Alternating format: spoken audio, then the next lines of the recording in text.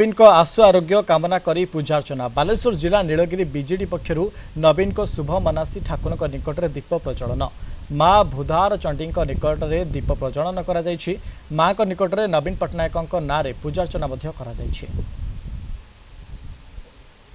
आमे जानिछु से ओडिशावासी बहुत किछि करिसंती। ओडिशावासी हृदय रे अछंती।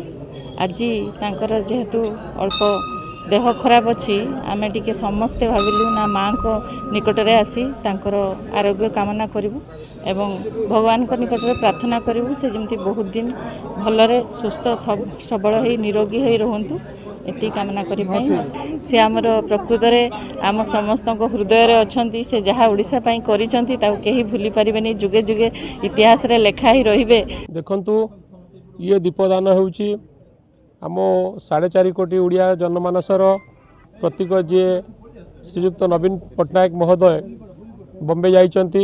तांकर सर्विकल आर्थराइटिस अस्त्रोपचारण हम तांकर सफल और आशु चिकित्सा पाई ये दीपदान ये माँ मैंने आसछंती। नीलगिरी विभिन्न कोण अनुकोणरू माँ मैंने भाई मैंने सब भौणी मैंने आसछंती।